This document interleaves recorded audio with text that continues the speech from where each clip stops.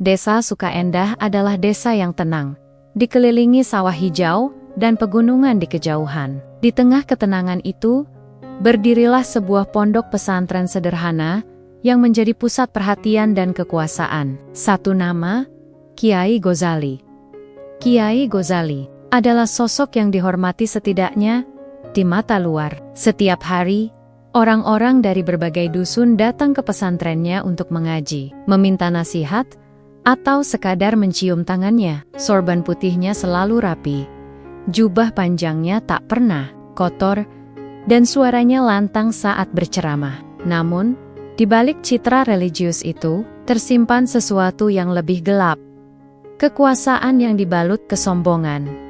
Ia bukan tipe kiai yang mengayomi dengan kasih sayang. Ia lebih sering memandang orang lain dari atas, seolah dirinya adalah wakil Tuhan, yang tak bisa salah. Anak-anak kecil yang berlarian di depan musola sering ia bentak. Tak tahu adab, bodoh sejak kecil. Teriaknya keras, membuat para ibu menarik anak-anak mereka menjauh. Orang-orang miskin yang duduk di tangga masjid pun tak luput dari hardikannya. "Pergi, jangan bawa bau kemiskinan ke rumah Tuhan," katanya suatu kali pada seorang ibu tua yang hendak ikut salat. Ucapan itu menusuk, tapi tak ada yang berani melawan. Mata Kiai Ghazali seperti menyala jika sudah marah, dan semua warga tahu, siapapun yang membantah akan segera dikucilkan. Pengajiannya penuh setiap malam Jumat, tapi tak semua datang karena haus ilmu. Banyak yang datang karena takut. Jika seseorang tak hadir 2 kali berturut-turut, namanya akan disebut dalam pengajian, dituduh malas, munafik, bahkan kafir. Sudah lebih dari 3 keluarga yang memilih pindah desa karena tak tahan ditekan oleh kalimat-kalimat tajam sang kiai. Namun, Kiai Ghazali tetap percaya diri. Ia menganggap semua tindakannya sebagai bentuk amar ma'ruf nahi munkar. Dalam ceramahnya, ia sering berkata, "Orang miskin itu malas. Kalau mereka rajin, tak mungkin minta-minta. Tuhan tak suka pemalas." Orang-orang tertunduk saat mendengar itu. Mereka tahu, sebagian besar dari mereka hidup pas-pasan, tapi tak ada yang berani menentang. Bahkan para ustaz muda yang dulu pernah belajar di pesantren lain pun bungkam, takut kehilangan jamaah, atau bahkan dicap sesat. Hanya satu orang yang kadang berani mengingatkan, meski dengan sangat hati-hati, Ustaz Yusuf, mantan santri senior, yang kini mengajar anak-anak mengaji di rumahnya sendiri. Ia pernah berkata, "Kiai, boleh jadi mereka miskin bukan karena malas, tapi karena takdir atau cobaan. Kita tak tahu isi hati mereka." Tapi Kiai Ghazali menjawab dengan tatapan dingin, "Jangan menggurui aku, Yusuf. Kau belum tahu apa-apa tentang dunia." Setelah itu, Ustaz Yusuf tak pernah datang ke pengajian lagi. Warga melihatnya hanya mengajar anak-anak kecil di halaman rumahnya. Tak pernah berbicara banyak soal Kiai Ghazali, tapi sikapnya cukup untuk membuat yang peka menyadari ada sesuatu yang salah. Di luar pesantren, kehidupan Kiai Ghazali cukup mewah. Rumahnya besar dengan pagar tinggi lantai marmer dan kendaraan pribadi. Semua sumbangan dari para dermawan yang percaya pada kesalehannya. Beberapa orang bahkan pernah melihat ia memarahi santri hanya karena tidak membersihkan sendalnya. Dengan benar, "Ini sendal Kiai. Kau pikir ini sendal murahan?" Anehnya, tak ada satupun pengurus masjid atau tokoh desa yang berani melaporkan perlakuannya. Mereka semua merasa tak punya kuasa. Bahkan kepala desa pun selalu berkata, "Kita harus jaga hubungan baik dengan ulama. Jangan buat masalah." Hari-hari berlalu, dan sosok Kiai Ghazali tetap berdiri kokoh di atas kekuasaannya. Tidak ada yang bisa menyentuhnya. Jika ada desis-desis tentang kesombongannya, ia akan naik mimbar dan berkata, "Fitnah akhir zaman semakin banyak. Siapa yang menjelekkan ulama, berarti menjelekkan Islam." Dan ucapan itu cukup untuk membungkam lidah siapapun. Namun, ada satu kebiasaan Kiai Ghazali yang sering membuat warga diam-diam gelisah. Ia selalu berkata bahwa orang miskin itu adalah kutukan dunia. Pernah suatu kali, seorang bapak tua datang ke pesantren untuk meminta sedikit beras. Istri Kiai Ghazali memberinya 1 kantong kecil. Tapi saat Kiai Ghazali tahu, ia marah besar. Jangan ajari mereka menggantungkan hidup pada belas kasihan. Mereka harus tahu bahwa surga tak diberikan untuk pengemis, katanya lantang. Hingga si bapak tua yang mendengarnya hanya bisa tertunduk, malu, sambil membawa pulang sedikit beras dan banyak rasa hina. Namun, bagi Kiai Ghazali, semua itu biasa. Ia percaya, semakin keras ia menekan orang lemah, semakin kuat ia dilihat sebagai pemimpin. Ia merasa doa-doanya lebih cepat dikabulkan, ceramahnya lebih sering ditulis ulang di media lokal, dan sumbangan dari donatur luar kota semakin banyak. Ia tak pernah menyadari bahwa dalam setiap bentakan dan hinaan yang ia lontarkan, langit mencatat segalanya, dan bumi hanya menunggu waktu untuk membuka aib yang ditanam dengan tangan sendiri di desa Sukaendah. Angin sering berembus sejuk, tapi di sekitar rumah Kiai Ghazali, angin itu terasa kaku. Balkon birang-birang pun jarang berkicau di atap rumahnya. Dan pada suatu hari yang tak akan pernah ia lupakan, semua itu akan berubah. Tapi hari itu belum datang. Belum, tapi sebentar lagi. Hari itu, pasar desa Sukaendah ramai oleh suara pedagang dan pengunjung yang sibuk berbelanja. Sayur-mayur tersusun rapi di lapak-lapak bambu. Aroma rempah bercampur bau ikan asin menguar di udara. Di tengah keramaian itu, terdengar derap langkah tegas diiringi bisik-bisik kagum para warga. Kiai Ghazali datang dengan jubah putih bersih, sorban rapi melilit kepala, dan tongkat berukir di tangan. Kiai Ghazali melangkah bak raja. Di belakangnya, beberapa santri muda mengikuti sambil membawa buku catatan dan plastik berisi sumbangan dari warga. Kedatangannya ke pasar bukan hal langka. Setiap sebulan sekali, ia berkeliling, mengecek moral warga, katanya. Tapi, diam-diam, orang-orang pasar tegang setiap kali ia lewat. Hari itu, ia berdiri di depan sebuah warung kopi sederhana milik Pak Dul, salah satu warga lama. Kiai Ghazali sedang dikerumuni beberapa ibu-ibu yang minta doa untuk anak mereka. Ia berdiri, sambil mengangkat tangan, berbicara lantang tentang pentingnya kesucian hati dan menjauhi orang malas. Kalau kalian mau anak-anak jadi orang mulia, jauhi mereka dari pengemis. Mereka itu lemah iman, Allah benci orang yang tak berusaha. Katanya, semua orang mengangguk bukan karena setuju, tapi takut disindir langsung jika membantah. Namun, suasana berubah saat seorang lelaki tua muncul dari kerumunan. Tubuhnya bungkuk, kulitnya gelap, dan keriput. Bajunya sobek di sana-sini. Ia berjalan pelan, dibantu tongkat bambu usang. Langkahnya menyeret, seolah setiap langkah menantang dunia. Tak ada yang tahu dari mana datangnya. Tapi pengemis itu tiba-tiba berdiri hanya beberapa meter dari Kiai Ghazali. Ia tak bicara banyak, hanya menunduk sedikit dan berkata dengan suara sangat pelan, "Bisa bantu saya makan?" Kalimat itu sederhana, tapi seketika wajah Kiai Ghazali mengeras. Para pengikutnya menatap dengan cemas. Beberapa ibu menutup mulut, ngeri. Bagi mereka, itu seperti duri menusuk ego seorang pemuka agama besar. "Apa kau tidak tahu siapa aku?" bentak Kiai Ghazali sambil melotot. Pengemis tua itu tidak menjawab, hanya menunduk.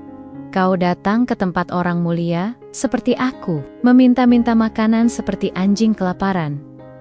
Beberapa orang mencoba menenangkan. "Kiai, mungkin dia cuma lapar." Tapi Kiai Ghazali, "Sudah." Jalap mata, ia maju satu langkah, lalu menampar pengemis itu dengan punggung tangannya. Plak, kepala si pengemis terguncang ke samping. Tongkatnya jatuh, ia hampir tak seimbang, tapi tetap berdiri. Belum cukup di situ, Kiai Ghazali mendorong dada kurus itu hingga tubuh sang pengemis terhuyung dan jatuh ke tanah. Wajahnya menyentuh debu pasar. "Belajarlah harga diri, kalau kau lapar, kerja. Jangan hina dirimu dan agamamu," teriak Kiai Ghazali, napasnya memburu. Pasar hening, Tidak ada yang bicara. Bahkan suara ayam pun terasa hilang. Semua orang terpaku melihat tubuh tua itu tergeletak. Tapi yang membuat bulu kuduk merinding bukan karena bentakan Kiai Ghazali, tapi karena reaksi si pengemis. Ia tidak menangis, tidak marah. Perlahan, ia duduk, mengangkat tongkatnya, dan menatap lurus ke wajah Kiai Ghazali. Tak ada luka tapi ada senyum kecil yang entah mengapa membuat udara di sekitar menjadi dingin.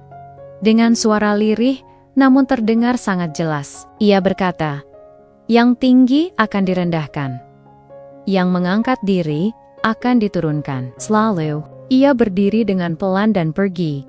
Perlahan, meninggalkan kerumunan yang masih terdiam. Warga hanya bisa saling pandang. Tidak ada yang berani bertanya siapa orang itu. Beberapa pedagang menunduk dalam, seolah menyembunyikan ketakutan. Bahkan santri-santri Kiai Ghazali tampak gelisah. Meski tak berani bicara, Kiai Ghazali sendiri berusaha menahan amarahnya. Tapi tangannya masih sedikit gemetar. "Bubarkan diri. Jangan sampai kalian tertular penyakit jiwa macam itu," katanya, sebelum melangkah pergi dengan dada membusung. Tapi langkahnya tak lagi setegas tadi. Entah kenapa, udara terasa lebih berat. Langit yang tadinya cerah mulai diselimuti awan mendung tipis. Dan di kejauhan, suara tongkat bambu itu masih terdengar menyeret pelen-pelen di atas jalan tanah. Menuju ujung pasar, orang-orang berusaha kembali beraktivitas. Tapi suasana sudah berubah. Beberapa pedagang tak melanjutkan dagangan mereka. Ibu pulang lebih awal, bahkan Pak Dul, pemilik warung, menutup usahanya siang itu. Padahal biasanya ia buka sampai sore. "Siapa tadi itu Pak Dul?" tanya seorang pembeli. Pak Dul menggeleng perlahan. "Aku nggak tahu, tapi aku merasa itu bukan orang biasa." Dan hari itu, cerita tentang pengemis tua yang dihina di tengah pasar oleh Kiai Ghazali mulai menyebar pelan-pelan. Tak banyak yang membahasnya keras-keras, tapi bisikannya sampai ke seluruh sudut desa. Ada yang bilang pengemis itu orang gila, ada yang bilang malaikat, ada pula yang berkata bahwa dia adalah utusan dari tempat yang tak bisa disebut. Tapi satu hal yang semua orang sepakat, senyumnya terlalu tenang untuk orang yang baru dipermalukan. Dan kalimatnya terlalu dalam untuk dianggap biasa. Yang tinggi akan direndahkan. Malamnya, angin di desa Sukaendah berembus pelan, tapi dingin menembus sampai ke tulang. Dan mereka yang melihat peristiwa di pasar siang tadi, sulit bisa tidur. 10 malam. Setelah insiden di pasar, angin bertiup lembut di langit desa Sukaendah. Tapi di dalam rumah besar, bercat putih milik Kiai Ghazali, udara terasa berat dan kaku. Istrinya, Bu Nyai Salma, sudah tertidur di bilik sebelah. Para santri pun diam di asrama, tak ada satupun yang berani bersuara lebih dari berbisik. Namun, Kiai Ghazali belum tidur. Ia duduk di atas sajadah, membaca wirid dengan wajah yang tampak gelisah, meski tetap ia paksakan tenang. Namun, matanya lelah. Entah karena usianya yang sudah lebih dari 60, atau karena beban batin yang tak ia akui, kelopak matanya terasa berat. Tak lama, ia bersandar di dinding dan terlelap begitu saja di atas sajadah itu. Tidurnya tak lama sebelum mimpi itu datang. Ia terbangun dalam dunia yang gelap gulita. Tidak ada langit, tidak ada tanah, hanya kekosongan. Namun tubuhnya seolah berdiri di atas sesuatu. Dan di sekelilingnya, udara kering menusuk kulit. Tiba-tiba, terdengar bisikan, bukan satu, tapi ratusan bahkan ribuan suara yang mengerang, menangis, dan mengucapkan doa dalam bahasa yang tak ia mengerti. Lalu dari kegelapan, muncul tangan-tangan, keriput, tua, kotor, beberapa penuh luka. Mereka muncul dari segala arah, merayap pelan, menuju tubuhnya. Kiai Ghazali mundur. Tapi tak ada tempat untuk pergi. Tangan-tangan itu mencengkeram jubahnya, lengan, kaki, bahkan lehernya. Ia berusaha berteriak, tapi suara tak keluar. Ayai berdoa, namun mulutnya terkunci, matanya menatap, dan di antara semua tangan itu, ada satu wajah muncul dari gelap. Pengemis tua yang ia pukul kemarin, tersenyum, yang tinggi akan direndahkan. Bisik si pengemis, suaranya seakan menembus tulang. Kiai Ghazali tersentak bangun dengan napas terengah-engah, keringat membasahi tubuhnya. Wajahnya pucat, ia melihat sekeliling, masih di kamarnya. Sajadah masih terbentang, tasbih tergelincir dari tangan. Namun, tubuhnya terasa aneh. Ia mencoba berdiri, tapi saat mencoba menggerakkan kaki kanannya, tak ada respons. Ia panik. Dipegangnya, paha, lutut, dan betis semua masih ada tapi moti rasa. Ia mencoba berdiri dengan bertumpu pada kaki kiri, tapi tubuhnya oleng. Ia jatuh terduduk lagi di atas sajadah. Bu Nyai Salmah yang mendengar suara jatuh, segera masuk. Wajahnya panik. "Ghazali, astagfirullah, kamu kenapa?" tanyanya. Kakiku, kaki kananku tak bisa digerakkan," desisnya. Matanya masih penuh ketakutan. Segera, para santri dipanggil. Paji, itu juga seorang dokter dari kota, dipanggil datang. Setelah pemeriksaan panjang, dokter itu hanya menggeleng pelan. Tidak ada luka fisik, tidak ada gangguan saraf, semua normal, seolah kakinya hanya tidak mau bergerak. Bu Nyai menatap dokter tak percaya. "Apa mungkin ini?" "Dok, saya tidak bisa pastikan, tapi secara medis, tidak ada sebab." Setelah dokter pergi, Kiai Ghazali termenung lama. Ia tidak bercerita tentang mimpinya, tidak pada istrinya, tidak pada santri. Ia hanya diam, menatap lantai, sesekali memegangi lutut kanannya yang dingin seperti batu. Meski cacat mendadak itu mengguncangnya, Kiai Ghazali menolak untuk beristirahat. Ia tetap memaksakan diri duduk di kursi roda kecil yang dibuatkan santri, lalu didorong ke aula pesantren untuk mengajar. Warga mulai mendengar kabar bahwa kiai mereka sedang diuji. Banyak yang mengunjungi dan menawarkan doa. Tapi dalam hati mereka, ada yang bergumam pelan. Apakah ini karena si pengemis tua itu? Sebab sejak kejadian di pasar, desa tak lagi seperti dulu. Angin kerap bertiup dingin di sore hari, anjing menggonggong di tengah malam, dan burung gagak beberapa kali terlihat bertengger di genting pesantren. Hal-hal yang biasanya jarang terjadi di desa kecil itu. Namun, Kiai Ghazali menolak mengaitkan semua itu dengan apapun selain ujian iman. Dalam ceramahnya, ia bahkan berseru, Tuhan sedang menguji orang pilihannya. Jangan percaya tahayul. Meski suaranya masih lantang, tubuhnya semakin lemah dari hari ke hari. Kaki kirinya mulai ikut nyeri. Wajahnya tirus. Dan meskipun ia memaksa tampil wibawa, para santri mulai melihat perbedaan. Matanya sering kosong, kadang melamun saat mengajar, dan kadang seperti berbicara pada seseorang yang tak ada. Suatu malam, santri bernama Fikri yang tidur dekat bilik Kiai mendengar suara isakan pelan dari kamar atas. Ia mengendap, mengira Bu Nyai menangis. Tapi saat mengintip, ia melihat Kiai Ghazali terduduk di ranjang, menatap jendela dengan tatapan kosong, yang membuat Fikri merinding. Kiai Ghazali seperti berbicara sendiri. "Jangan sentuh aku lagi. Aku sudah minta maaf.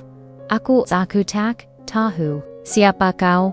Tangan Kiai Ghazali gemetar hebat. Sorban yang biasanya terikat rapi, kini tergantung tak beraturan. Wajahnya pucat pasi. Fikri segera mundur. Ketakutan. Sejak malam itu, ia meminta pindah tidur ke asrama belakang. Keesokan harinya, Kiai Ghazali tetap mengajar seperti biasa, tapi ia duduk lebih diam. Beberapa kali, ia lupa ayat yang biasa ia hafal dengan lancar. Saat salah satu santri mencoba membantu melengkapi bacaannya, Kiai Ghazali malah membentak keras. "Jangan ajari aku. Aku tahu lebih dari kalian." Namun, kemarahan itu cepat memudar menjadi gumaman. Ia memegangi kepala, mengusap wajah dengan tangan gemetar. Beberapa santri saling pandang, tak berani bertanya. Bunyai Salma mulai khawatir. Ia meminta suaminya untuk berobat ke Kiai Sepuh dari desa sebelah. Tapi Kiai Ghazali menolak keras. "Aku Kiai Salma, aku yang menyembuhkan." "Bukan disembuhkan." Perlahan, wibawa yang dulu melingkupinya mulai terkikis oleh sikap keras kepala dan perubahan aneh pada dirinya. Para santri tetap menghormatinya, tapi mulai menjaga jarak. Warga tetap datang ke pengajian, tapi lebih banyak diam dan waspada. Sebab di balik sorban dan serban itu, ada sesuatu yang berubah. Sesuatu yang tidak terlihat, tapi terasa. Entah itu beban batin, atau bayangan tanggen-tanggen keriput dari mimpi yang belum selesai. Dan meski Kiai Ghazali berusaha menyangkal semua yang terjadi, alam seolah mulai berbisik pelan. Yang tinggi akan direndahkan, dan barulah semuanya mulai. Hari-hari berlalu seperti berjalan di atas bara bagi Kiai Ghazali. Tubuhnya semakin melemah. Bukan hanya karena kaki yang lumpuh, tapi karena kinihan-kinihan yang tak bisa dijelaskan oleh nalar maupun kitab. Ia mulai menyadari bahwa yang menimpanya bukan sekadar ujian, tapi sesuatu yang jauh lebih mengerikan. Sesuatu yang perlahan mencabik kehormatan yang selama ini ia banggakan. Pagi hari, saat para santri sedang menyapu halaman pesantren, Kiai Ghazali duduk di kursi rodanya di teras. Rama besar, mata tuanya yang dulu tajam, kini suram. Seperti menyimpan beban tak kasat mata. Ia mencoba membaca Al-Quran, tapi tangannya gemetar. Setiap huruf yang ia eja seakan kabur. Bibirnya terasa berat. Ayat-ayat yang dulu ia hafal luar kepala kini menghilang. Story Inc. Dan saat ia membuka sorban putih yang biasa ia pakai setiap hari, pundaknya langsung terasa ringan, terlalu ringan. Seolah selama ini ia membawa beban seberat rantai besi. Penasaran, ia mencoba mengenakan sorban itu kembali. Tapi anehnya, seketika itu pula leher dan bahunya serasa tercekik. Napasnya sesak. Ia melepasnya dengan cepat, terengah-engah. Keringat dingin mengucur dari pelipis. Ia menatap sorban itu seperti melihat ular berbisa. Sejak malam-malam sebelumnya, suara aneh mulai mengganggu tidurnya. Tangisan seorang tua, kadang lirih, kadang nyaring, seperti jerit kesakitan. Suara itu selalu muncul dari sudut kamar, tempat tak ada siapapun.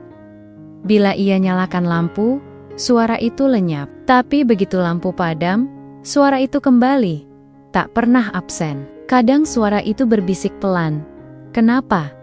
Kenapa kau sakiti aku?" Suatu malam, Kiai Ghazali terbangun dan melihat bayangan duduk di pojok ruangan. Bayangan itu bungkuk, memeluk lutut, seperti sosok pengemis yang dulu ia pukul. Tapi matanya bersinar merah menyala. Ketika ia berusaha membaca ayat kursi lidahnya kelu, seolah ada sesuatu yang menahan. Ia terdiam, tak bisa bersuara. Tak bisa bergerak, hanya bisa menatap sambil gemetar. Bayangan itu hilang ketika azan subuh terdengar dari kejauhan. Tak hanya dirinya yang diganggu, ayam-ayam peliharaan pesantren mulai mati satu persatu tanpa sebab. Awalnya 1 ekor, lalu 2, lalu seluruh kandang menjadi sepi dalam waktu seminggu. Santri bagian kebersihan berkata, "Tidak ada luka, tidak ada penyakit." Bangkai ayamnya utuh, tapi matanya kosong semua, seperti habis ketakutan. Bunyai Salma mulai gusar. Ia menyarankan agar suaminya didoakan oleh kiai lain, tapi menolak keras, masih terkungkung oleh harga diri. "Apa aku ini kiai mainan? Minta bantuan pada orang yang ilmunya di bawahku," bentaknya. Namun, batin istrinya tak tenang, sebab ia sendiri pernah menyaksikan hal yang tak bisa ia jelaskan. Suatu malam, saat ia hendak membangunkan suaminya untuk tahajud, ia melihat tangan Kiai Ghazali seperti menkokar-kakor lehernya sendiri. Wajahnya tampak menahan sakit, tapi tubuhnya tertidur. Saat Bunyai menyentuh pundaknya, tiba-tiba Ghazali bangun. dan menatap tajam ke arah istri sendiri, tapi matanya kosong, hitam, tanpa putih. "Aku bukan milik kalian lagi," katanya. Dengan suara yang bukan milik Ghazali lebih berat, serak, seperti suara dari kerongkongan yang kering bertahan-tahan. Bunyai menjerit dan jatuh terduduk. Tapi hanya sesaat, mata itu kembali normal. Dan Ghazali pun terbangun, bingung, ia bahkan tak ingat apapun. Kejadian paling menggemparkan datang seminggu kemudian. Saat itu pengajian sore berjalan seperti biasa. Para santri duduk melingkar, kitab di pangkuan. Kiai Ghazali duduk di kursi rodanya. Suara seraknya berusaha menjelaskan makna ayat tentang keikhlasan. Tapi main dodok, seorang santri kecil bernama Rijal jatuh tersungkur. Tubuhnya kejang-kejang, mulut berbuih. Para santri panik. Namun yang terjadi berikutnya membuat seluruh ruangan membeku. Tubuh Rijal menegang, lalu mendadak duduk tegak, matanya melotot. Tapi bukan dengan pandangan kosong melainkan penuh amarah. Suara dari mulut kecil itu berubah menjadi dalam dan berat. "Kau sakiti dia, padahal dia utusan. Kenapa kau tampar wajah yang membawa peringatan? Kenapa kau hina yang datang dengan pakaian hina? Padahal dia tak meminta apapun selain belas kasih." Semua yang hadir membisu. Beberapa santri menunduk dan menangis. Salah satu ustaz muda berusaha membacakan ruqyah. Namun suara keras dari tubuh Rijal membentaknya. "Tak ada doa yang bisa kau baca jika sang imamnya telah menutup mata hatinya sendiri." Setelah itu, tubuh Rijal terkulai. Ia pingsan. Para santri membawanya ke bilik belakang. Setelah sadar, Rijal tak ingat apa-apa, hanya merasa sangat letih dan pusing. Ia berkata samar, Aku cuma dengar suara tua yang menangis terus." Berita itu menyebar cepat. Santri-santri senior mulai resah. Beberapa dari mereka meminta izin pulang ke rumah untuk sementara, dengan alasan sakit atau keluarga. Tapi semua tahu, mereka mulai ketakutan. Ustaz Yusuf, yang sejak dulu menjaga jarak dari Kiai Ghazali, datang diam-diam untuk mengunjungi salah satu muridnya yang ikut mengalami kerasukan ringan. Ia hanya berkata pelan, "Tempat ini tidak bersih lagi, bukan karena jin, tapi karena dosa yang dibiarkan mengendap terlalu lama." Pesantren yang dulu menjadi pusat ilmu dan wibawa, kini berubah suram. Malam-malamnya sunyi, anginnya tajam seperti bisikan, dan bayangan-bayangan mulai terasa hidup. Bahkan pohon tua di halaman seakan menunduk tiap malam, seperti ikut meratap.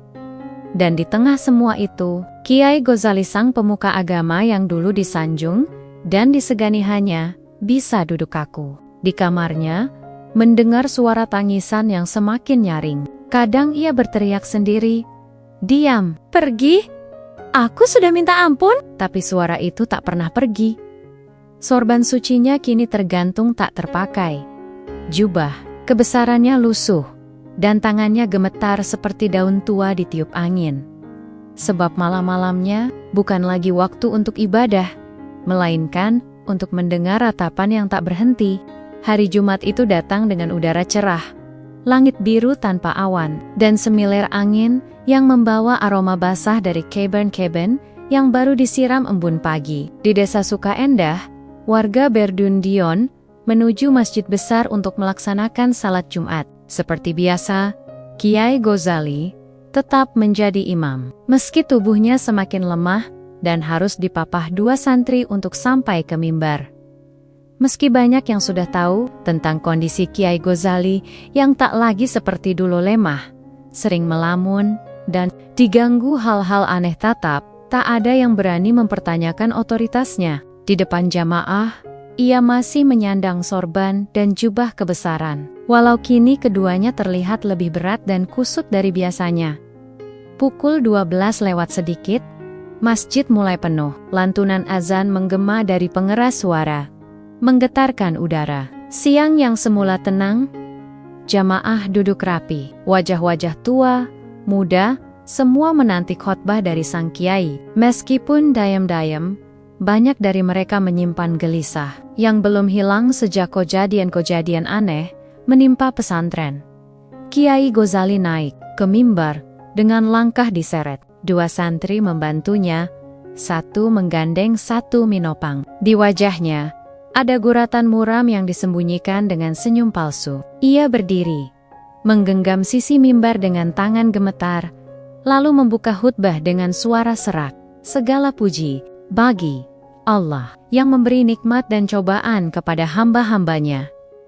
Ia berbicara lebih lambat dari biasanya. Sesekali ia berhenti, seolah melupakan kata-kata. Matanya tidak menyapu jamaah seperti dulu.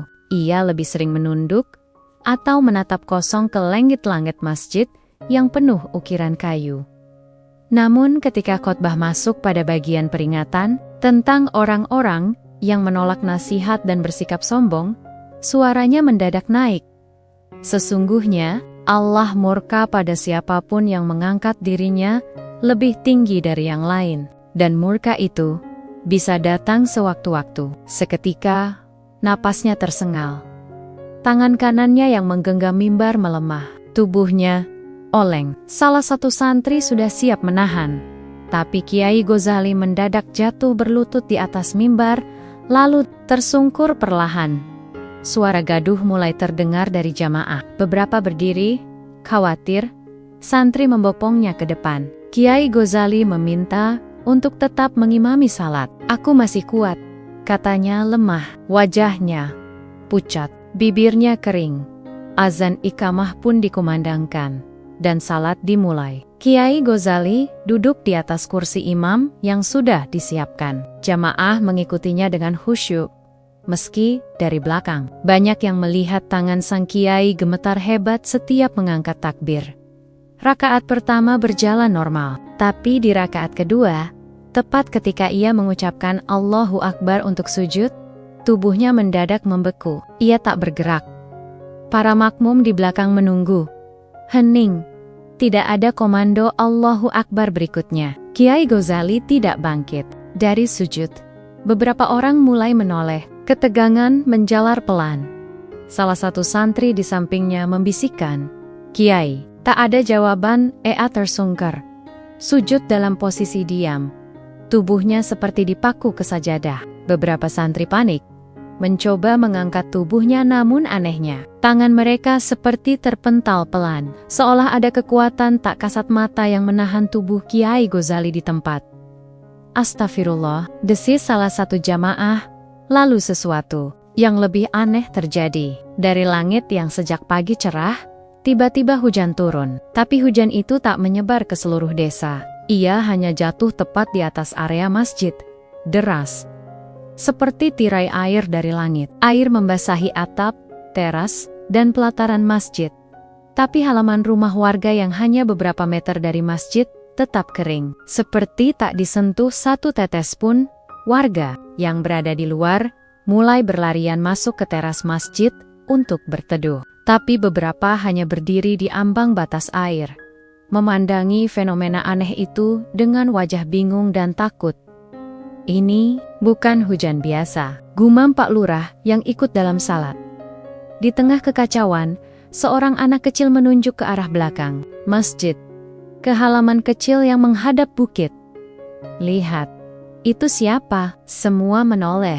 Di kejauhan, di bawah pohon trembesi tua yang menjulang, berdiri seorang kakek tua. Bajunya lusuh, tongkat kayu di tangan kanannya, tubuhnya bungkuk. Matanya menatap lurus ke arah masjid. Ia tidak bergerak sedikit pun. "Pengemis itu," bisik salah satu warga, nyaris tak terdengar. Namun saat beberapa orang hendak mendekat, sosok itu menghilang. Bukan berjalan, bukan berbalik arah, tapi menghilang, seperti kabut yang ditelan matahari. Beberapa warga langsung duduk lemas. Ada yang bergumam tak henti membaca istighfar. Di dalam masjid, Kiai Ghazali masih dalam posisi sujud, tak bergerak. Nafasnya berat. Beberapa santri mencoba mengangkatnya kembali. Kali ini mereka berhasil, tapi dengan susah payah. Tubuhnya kaku seperti kayu. Wajahnya tegang, dan matanya melotot kosong.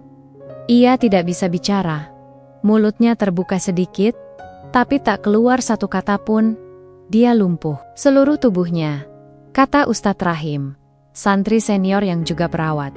Bunyai Salmah, yang tiba tak lama kemudian, langsung berlutut di samping suaminya. Ia menangis, menggenggam tangan sang kiai yang dingin seperti batu.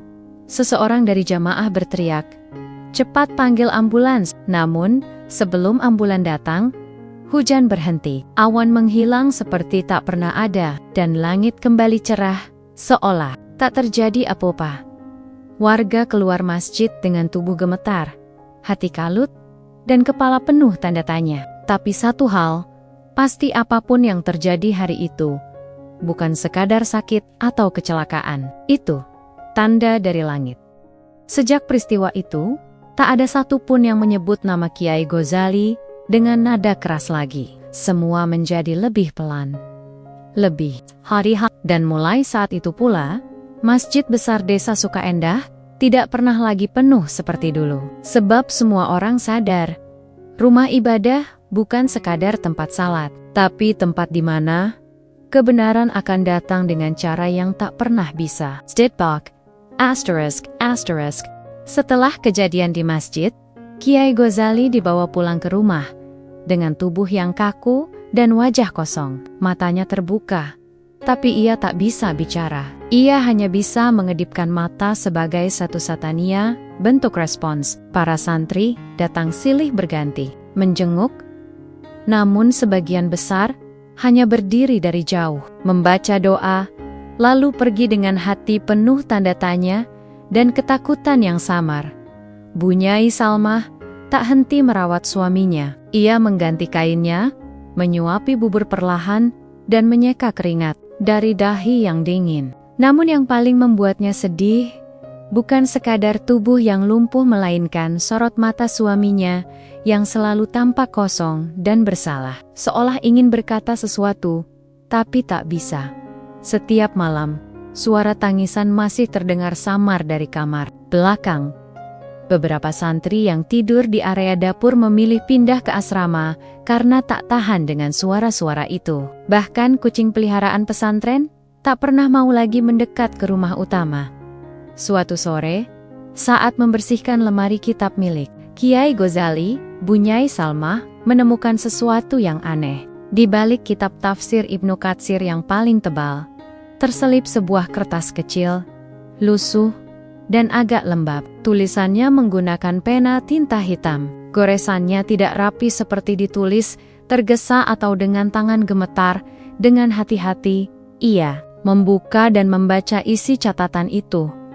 "Jika suatu hari aku tak bisa lagi berkata, maka biarlah tulisan ini jadi saksi. Aku telah berdosa pada banyak orang miskin. Aku menganggap mereka najis, malas, dan tak layak duduk di rumah Allah. Padahal, mereka mungkin lebih bersih jiwanya dari aku yang berdiri di mimbar dengan dada penuh kesombongan. Aku memukul seorang tua hanya karena dia minta makan. Stansi itu, aku bermimpi gelap. Dicengkeram tenggen-tenggen renta yang menangis.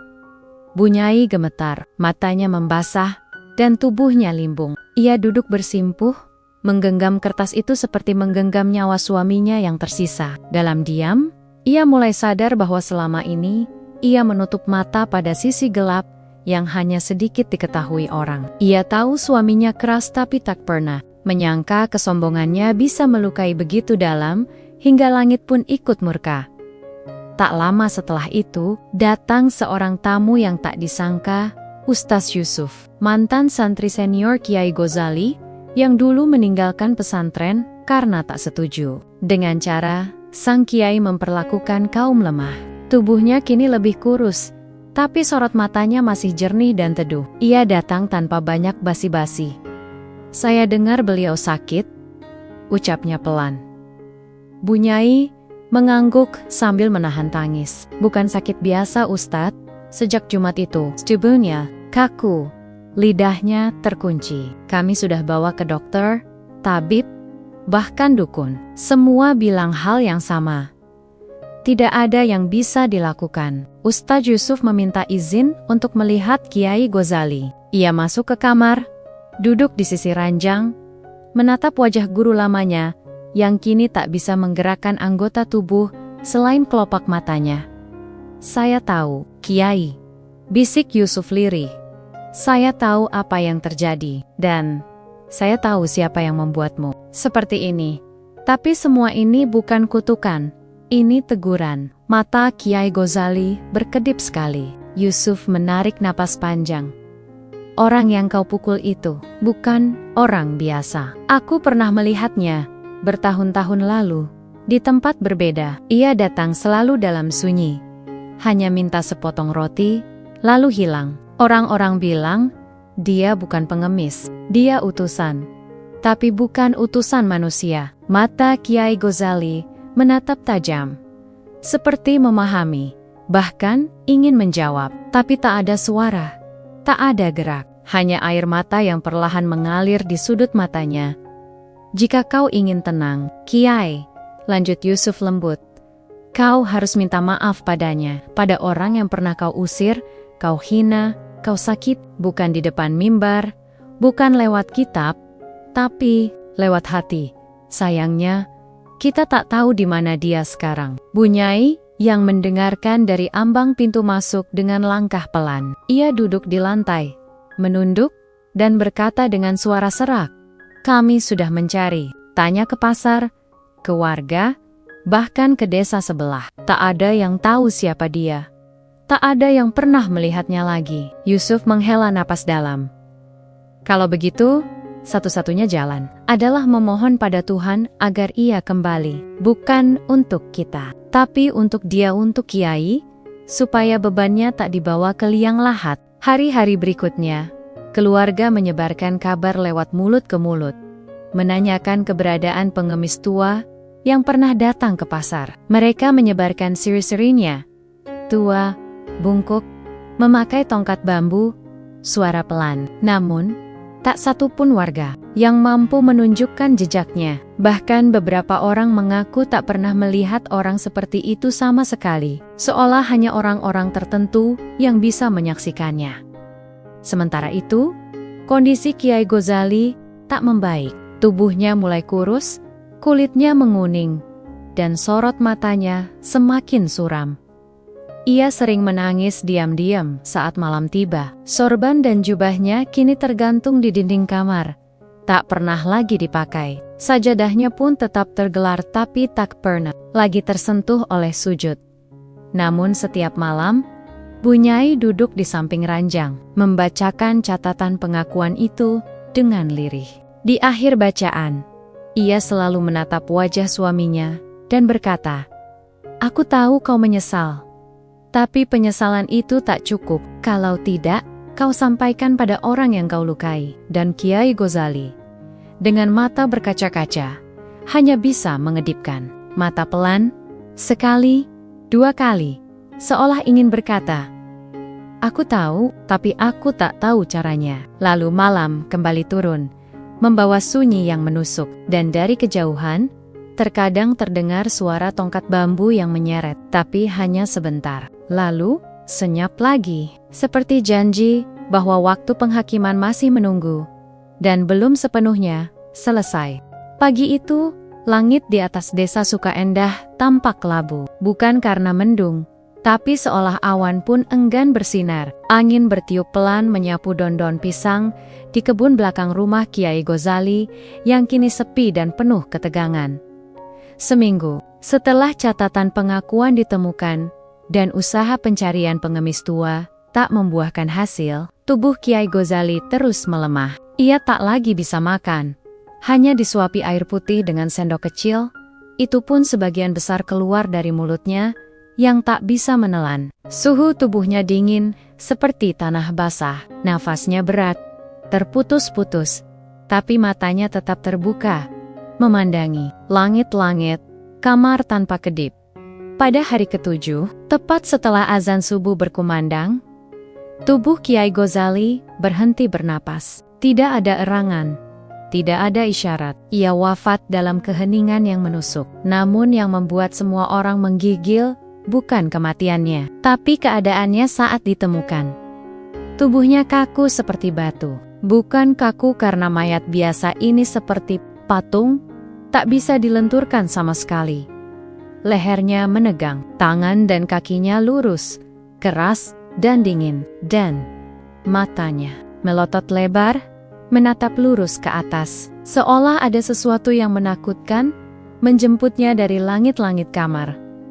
Bunyai Salma menangis histeris, namun tidak bisa menyentuh tubuh suaminya lebih dari beberapa detik. Ada semacam hawa aneh yang keluar dari jasad itu.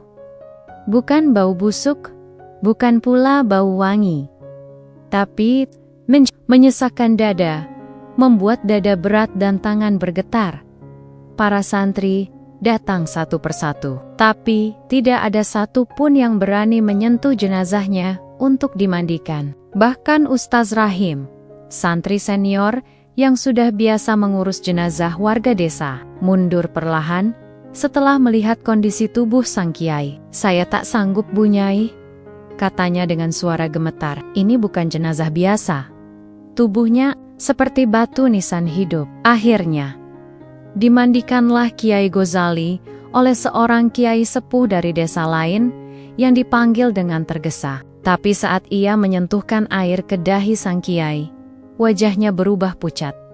Ia tak berkata apa-apa, hanya melirik cepat ke arah jendela dan mengangguk kecil. Ia menyelesaikan tugasnya dalam diam, lalu pergi tanpa menoleh lagi. Pemakaman dilakukan. Menjelang asar, hanya segelintir orang yang hadir. Beberapa warga datang karena ingin menyaksikan akhir dari cerita besar. Tak ada pidato panjang, tak ada ceramah mengenang jasa-jasa. Yang ada hanya tanah yang cepat ditimbun, batu nisan tanpa nama, dan doa-doa lirih yang terputus karena tangis atau ketakutan yang tak disebutkan. Malam pun tiba, membawa hawa ganjil yang sejak seminggu terakhir terasa semakin pekat. Di Rama Duka, suasana sunyi. Para santri sudah dipulangkan ke rumah masing-masing. Hanya Bunyai dan dua pembantu tua yang berjaga duduk di ruang depan, membaca surah Yasin dengan suara bergetar. Tepat lewat tengah malam, saat lampu-lampu rumah telah dipadamkan dan hanya lilin kecil menyala di ruang tengah. Terdengar suara ketukan tongkat di depan rumah. Tok, tok, tok. Suara itu pelan, namun terasa berat dan bergema, seperti tongkat kayu menapak tanah basah. Bunyai Salma terdiam. Pembantu tua menoleh dengan wajah pucat. Tidak ada yang bicara. Mereka tahu suara itu bukan suara orang asing. Suara ketukan itu makin jelas, mendekat, lalu terdengar suara lirih, parau, namun jernih. Yang tinggi telah direndahkan, yang sombong telah disenyapkan, lalu senyap. Tidak ada langkah pergi, tidak ada suara pintu, hanya keheningan yang menggantung, seperti malam menahan napas. Bunyai menangis diam-diam, bukan karena sedih kehilangan suami, tapi karena takut bahwa semua yang selama ini dia pikir hanya ujian biasa, ternyata adalah balasan. Ia sadar, Kiai Ghazali bukan hanya dimurkai, tapi dibisukan selamanya, agar dunia belajar. Keesokan paginya, berita suara itu tersebar dengan cepat. Banyak warga yang mengaku mendengar samar suara yang sama dari arah rumah Kiai Ghazali. Anak-anak kecil, tanpa tahu apa-apa, menggambar sosok kakek bungkuk bertongkat dalam coretan krayon mereka di atas tanah. Sejak hari itu, nama Kiai Ghazali tak lagi disebut dengan nada hormat. Ia tetap dikenal sebagai kiai besar, tapi bukan sebagai panutan. Warga menyebutnya dengan nada pelan, kadang hanya dengan beliau yang dulu, atau kiai itu. Bahkan anak-anak mulai dilarang bermain di sekitar rumah tua pesantren, yang kini ditutup dan dibiarkan kosong, seolah menyimpan sesuatu yang tak boleh diganggu, dan pengemis tua itu tidak pernah terlihat lagi. Tak ada yang tahu dari mana ia datang, atau kemana ia pergi. Tak ada yang tahu apakah ia manusia biasa, wali, jin, atau utusan dari tempat yang tak tersentuh oleh doa-doa palsu. Tapi satu hal yang pasti, ia datang bukan untuk meminta, tapi untuk menguji. Dan setelah ujiannya selesai, ia pergi meninggalkan jejak dalam bentuk azab yang membisu. Kini, di desa Sukaendah, ada satu kisah yang selalu diceritakan diam-diam dari generasi ke generasi.